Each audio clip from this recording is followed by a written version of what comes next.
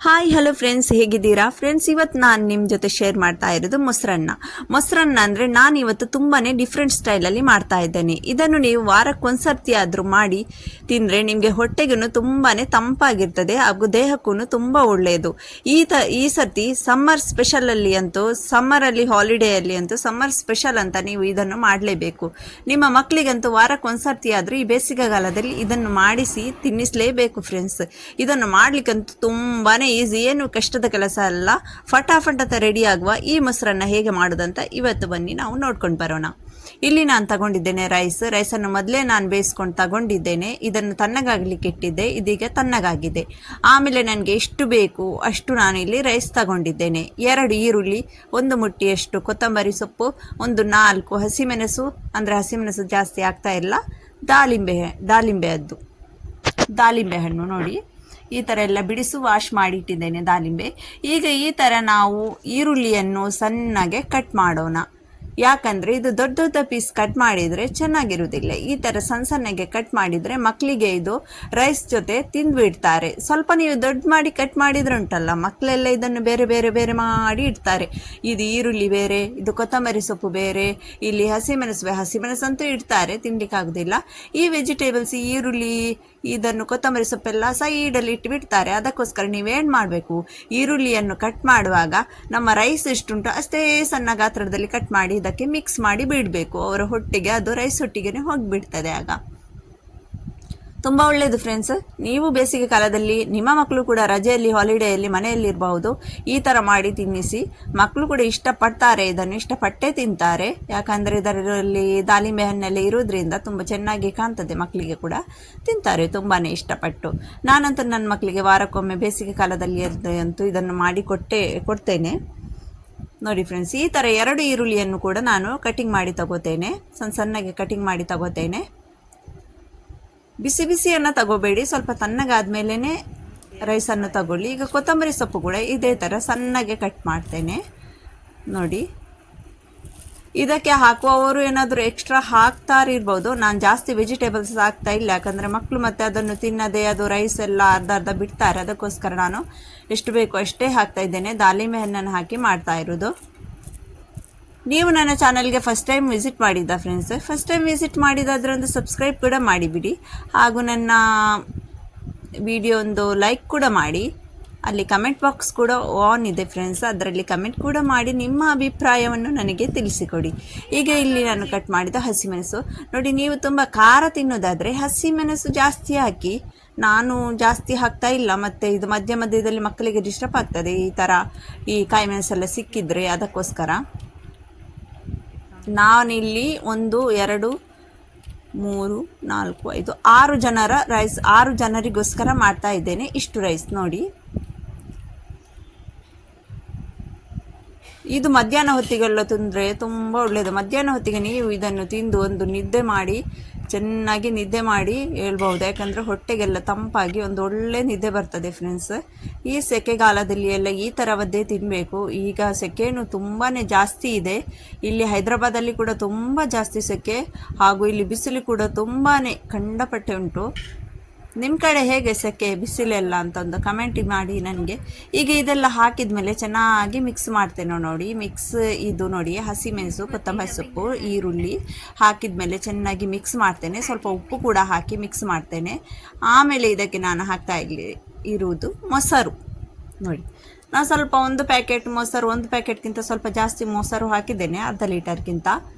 ನಿಮಗೆ ಜಾಸ್ತಿ ಮೊಸರು ಬೇಕಂದರೆ ಬೇಡಂದರೆ ಕಮ್ಮಿ ಹಾಕಿ, ಇಲ್ಲ ಅಂದರೆ ಪರವಾಗಿಲ್ಲ, ಒಂದು ಅರ್ಧ ಲೀಟರ್ ಹಾಕ್ಬೋದು. ನಿಮ್ಮ ರೈಸ್ ಎಷ್ಟುಂಟು ಅದರ ಲೆಕ್ಕದಲ್ಲಿ ಫ್ರೆಂಡ್ಸ್. ಇದು ಮಾಡುವಾಗ ಎಲ್ಲರಿಗೊಂದು ಅಂದಾಜು ಸಿಗ್ತದೆ ಹೇಗೆ ಮಾಡೋದು ಅಂತ ನೋಡಿ. ಈ ಥರ ಎಲ್ಲ ಮೊಸರನ್ನೆಲ್ಲ ಎಷ್ಟು ಬೇಕಷ್ಟು ಮೊಸರು ಹಾಕಿದ ಮೇಲೆ ಚೆನ್ನಾಗಿ ಮಿಕ್ಸ್ ಮಾಡ್ತೇನೆ ಈ ಥರ ನೋಡಿ.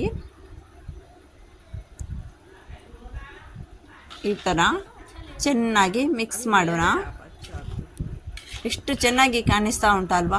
ಇದಕ್ಕೆ ಇನ್ನು ನಾವು ದಾಳಿಂಬೆ ಕೂಡ ಹಾಕ್ತೇವಲ್ವ, ಆಗಂತೂ ತುಂಬ ಸೂಪರಾಗಿ ಕಾಣಿಸ್ತದೆ. ದಾಳಿಂಬೆಯನ್ನು ಹಾಕಿದಾಗೆಲ್ಲ ಮಕ್ಕಳೆಲ್ಲ ತುಂಬಾ ಇಷ್ಟಪಡ್ತಾರೆ. ಇದು ನಾನು ಸ್ವಲ್ಪ ಹಾಲು ಕೂಡ ಹಾಕ್ತಾ ಇದ್ದೇನೆ, ಅಂದರೆ ಮಿಲ್ಕ್. ಇದು ಹಾಕೋದ್ರಿಂದ ಟೇಸ್ಟ್ ಇನ್ನೂ ಸ್ವಲ್ಪ ಜಾಸ್ತಿ ಆಗ್ತದೆ. ಸ್ವಲ್ಪ ಮಿಲ್ಕ್ ಮಿಕ್ಸ್ ಮಾಡೋದ್ರಿಂದ. ಸ್ವಲ್ಪ ನೀರು ಕೂಡ ಹಾಕ್ಲಿಕ್ಕೆ ಉಂಟು, ಇಷ್ಟು ದಪ್ಪ ದಪ್ಪ ಅಷ್ಟೊಂದು ಒಳ್ಳೆಯದಾಗಲಿಲ್ಲ, ಸ್ವಲ್ಪ ಜ್ಯೂಸಿ ಥರ ಇರಬೇಕು, ಅದಕ್ಕೋಸ್ಕರ ಸ್ವಲ್ಪ ನೀರು ಕೂಡ ಆ್ಯಡ್ ಮಾಡ್ತೇನೆ.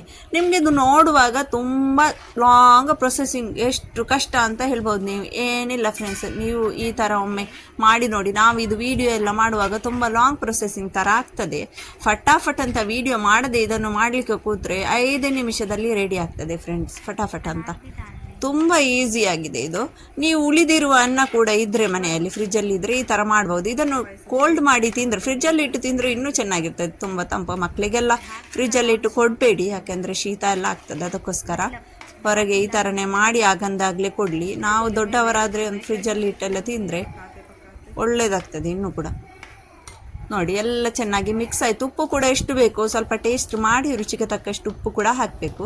ಈಗ ನಾನು ಇದಕ್ಕೆ ನೀರು ಕೂಡ ಆ್ಯಡ್ ಮಾಡಿದ್ದೇನೆ. ನೋಡಿ, ನೀರು ಕೂಡ ಆ್ಯಡ್ ಮಾಡಿ ಈ ಥರ ಎಲ್ಲ ಮಿಕ್ಸ್ ಮಾಡಿದ್ದೇನೆ ಚೆನ್ನಾಗಿ, ಅಂದರೆ ಉಪ್ಪೆಲ್ಲ ಚೆನ್ನಾಗಿ ಮಿಕ್ಸ್ ಆಗಲಿ ಅಂತ.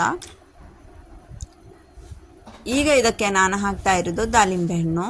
ನೋಡಿ, ನಿಮ್ಮ ಇಷ್ಟ, ನೀವು ಜಾಸ್ತಿ ಹಾಕೋದಾದರೆ ಜಾಸ್ತಿ ಹಾಕಿ ದಾಳಿಂಬೆ ಹಣ್ಣು. ನಾನು ಇಲ್ಲಿ ಎಷ್ಟು ಬೇಕು ಅಷ್ಟೇ ಒಂದು ಲಿಮಿಟ್ ಹಾಕ್ತಾ ಇದ್ದೇನೆ, ಯಾಕಂದರೆ ತುಂಬ ಜಾಸ್ತಿ ಹಾಕಿದರೆ ದಾಳಿಂಬೆ ಅಂತಲೇ ಕಾಣ್ತದೆ ಅಂತ.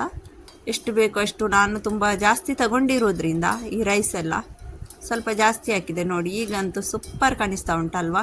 ನನ್ನ ಮಕ್ಕಳಂತೂ ಕಾಯ್ತಾ ಇದ್ದಾರೆ, ಇದೆಂತ ಸ್ಪೆಷಲ್ ಮಾಡಿದ್ದೀರಲ್ಲ ಇವತ್ತು. ಮೊನ್ನೆ ಕೂಡ ಮಾಡಿದ್ದೆ ನಾನು, ಅವರಿಗೆ ಇಷ್ಟ ಆಗಿತ್ತು. ಮೊನ್ನೆ ನಾನು ದಾಳಿಂಬೆ ಹಾಕಿರಲಿಲ್ಲ, ಇವತ್ತು ದಾಳಿಂಬೆ ಹಾಕಿ ಮಾಡಿರೋದ್ರಿಂದ ಇವರಿಗೆ ಇನ್ನೂ ಅದು ಚೆಂದ ಕಾಣಿಸ್ತಾ ಉಂಟು. ಈಗ ಹಾಕ್ತಾ ಇದ್ದೇನೆ ಇದಕ್ಕೊಂದು ಒಗ್ಗರಣೆ. ನಿಮಗೆ ಒಗ್ಗರಣೆ ಇಷ್ಟ ಇಲ್ಲಾಂದರೆ ಒಗ್ಗರಣೆ ಹಾಕದೇನೆ ಅದೇ ಥರ ತಿನ್ನಬಹುದು, ಊಟ ಮಾಡಬಹುದು. ಈಗ ಇದಕ್ಕೆ ನಾನು ಒಗ್ಗರಣೆಗೋಸ್ಕರ ಎಣ್ಣೆ ಬಿಸಿ ಮಾಡಲಿಕ್ಕೆ ಇಟ್ಟಿದ್ದೇನೆ ಇಲ್ಲಿ. ಇದಕ್ಕೆ ಜೀರಿಗೆ, ಸಾಸಿವೆ ಹಾಗೂ ಬೆಳ್ಳುಳ್ಳಿ ಹಾಗೂ ಕರಿಬೇವು ಸೊಪ್ಪು ಹಾಕ್ತಾ ಇದ್ದೇನೆ. ಇದಕ್ಕೆ ಒಬ್ಬೊಬ್ಬರು ಉದ್ದಿನಬೇಳೆ ಅಂದರೆ ಅದೆಲ್ಲ ಹಾಕ್ತಾರೆ, ಕಡಲೆಬೇಳೆ, ಉದ್ದಿನಬೇಳೆ ಎಲ್ಲ. ನಾನು ಅದೆಲ್ಲ ಆ್ಯಡ್ ಮಾಡ್ತಾ ಇಲ್ಲ, ತುಂಬಾ ಜಾಸ್ತಿ ಒಂಥರ ಒಗ್ಗರಣೆಗೆ ಆಗ್ತದಂತ. ನಾನಿಲ್ಲಿ ಖಾಲಿ ಹಾಕ್ತಾ ಇರೋದು ಕರಿಬೇವು ಸೊಪ್ಪು, ಬೆಳ್ಳುಳ್ಳಿ, ಜೀರಿಗೆ ಹಾಗೂ ಸಾಸಿವೆ. ನಿಮಗೆ ಇದರಲ್ಲಿ ಯಾವುದಾದ್ರೂ ಸ್ಕಿಪ್ ಮಾಡಿ ಇಷ್ಟ ಇಲ್ಲದ ಒಗ್ಗರಣೆ, ಅದು ಇಷ್ಟ ಇಲ್ಲದೇನಿದ್ದರೆ ಸ್ಕಿಪ್ ಮಾಡಿಕೊಳ್ಳಿ. ಒಗ್ಗರಣೆಗೆ ಎಕ್ಸ್ಟ್ರಾ ಹಾಕೋದಾದರೆ ಎಕ್ಸ್ಟ್ರಾ ಹಾಕಿ, ಇದರಲ್ಲಿ ಸ್ಕಿಪ್ ಮಾಡೋದಾದರೆ ಸ್ಕಿಪ್ ಮಾಡಿ, ಒಗ್ಗರಣೆಯಲ್ಲಿ ಏನಾದರೂ ಹಾಕೋದು. ಈಗ ಒಗ್ಗರಣೆ ಹಾಕಿದ ಮೇಲೆ ಚೆನ್ನಾಗಿ ಮಿಕ್ಸ್ ಮಾಡಿದೆ. ನೋಡಿ, ಒಬ್ಬೊಬ್ಬರಿಗೆ ಒಗ್ಗರಣೆಯಲ್ಲಿ ಇಷ್ಟ ಇರೋದಿಲ್ಲ ಅಲ್ವಾ, ಅವರು ಒಗ್ಗರಣೆ ಹಾಕಬೇಕಂತ ಇಲ್ಲ. ಇದು ಒಂದು ಟೇಸ್ಟ್ಗೋಸ್ಕರ ಒಗ್ಗರಣೆ ಹಾಕಿದ್ದು. ನಮ್ಮ ಮನೆಯಲ್ಲಿ ಒಗ್ಗರಣೆ ಹಾಕಿದರೆ ತುಂಬ ಟೇಸ್ಟ್ ಆಗ್ತದೆ ಅಂತ ಹೇಳ್ತಾರೆ, ಅದಕ್ಕೋಸ್ಕರ. ಈಗ ನೋಡಿ, ನಮ್ಮ ಮೊಸರನ್ನ ರೆಡಿ ಆಯಿತು. ತುಂಬ ಸೂಪರ್ ಆಗಿರುವಂತಹ, ನಮ್ಮ ಹೊಟ್ಟೆಗೆ ನಮ್ಮ ದೇಹಕ್ಕೆ ತಂಪಾಗಿರುವಂತಹ ಈ ಮೊಸರನ್ನ ಅಂತೂ ರೆಡಿ. ಈಗ ನಾವಿಲ್ಲಿ ಊಟದ ತಯಾರಿ ಮಾಡ್ತಾ ಇದ್ದೇವೆ. ನನ್ನ ಮಗ ಎಲ್ಲ ಪ್ಲೇಟ್ ತಗೊಂಡಿಡ್ತಾ ಇದ್ದಾನೆ.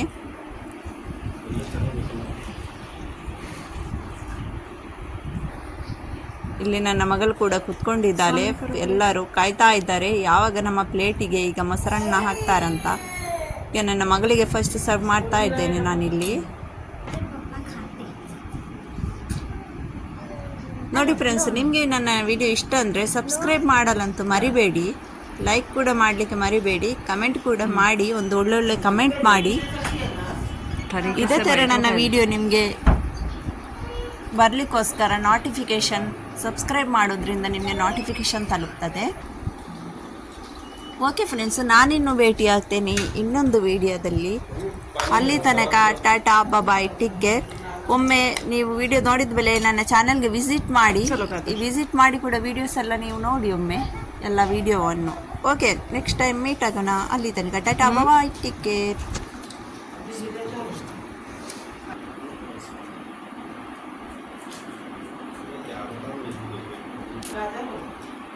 अच्छा करा